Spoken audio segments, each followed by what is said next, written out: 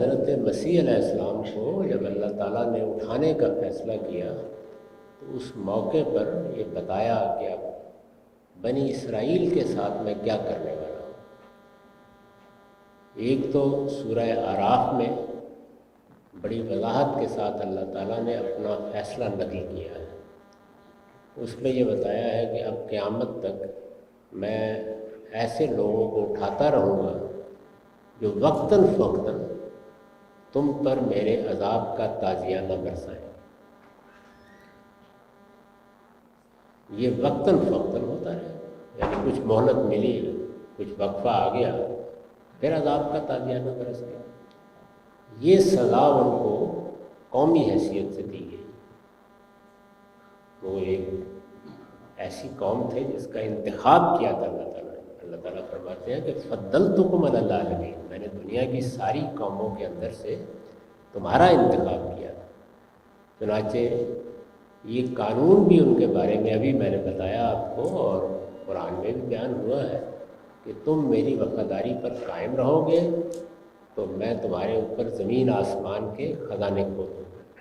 قرآن کے الفاظ ہیں لَأَكَلُوا مِن فَوْقِ رَأْسِهِمْ وَمِن تَحْتِ أَرْجُلِهِمْ، وہ اپنے سر کے اوپر سے خدا کی عنایت پائیں گے، اپنے قدموں کے نیچے سے خدا کے خزانے ابلتے ہوئے دیکھیں گے۔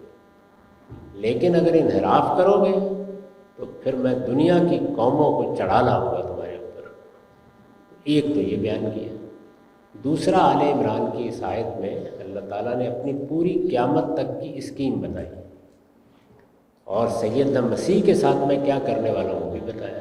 اس کے الفاظ یہ ہیں کہ انی متوفی ورافعک الیک، میں تمہیں وفات دوں گا، اس کے بعد میں تمہیں اپنی طرف اٹھا لے جاؤں گا۔ ومطہرک من الذین کفروا، یہ تیرے منکرین ہیں، ان سے تجھے میں نجات دے دوں جیسے کہ میں پیغمبروں کو دیا کرتا ہوں۔ وَجَاعِلُ الَّذِينَ اتَّبَعُوكَ فَوْقَ الَّذِينَ كَفَرُوا إِلَىٰ يَوْمِ الْقِيَامَةِ، جو لوگ تیرے ماننے والے ہیں ان کو میں تیرے ان منکرین پر قیامت تک غلبہ دیے رکھوں، وہ ان پر برتر رہیں گے قیامت تک۔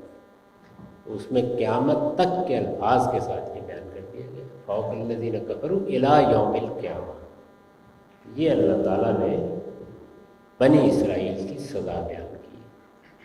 تو قیامت تک آپ یہ منظر دیکھتے رہیں گے، اس وقت بھی دیکھ رہے ہیں، یعنی اس اعلان کو ہوئے اب 2000 سال سے زیادہ ہو گئے۔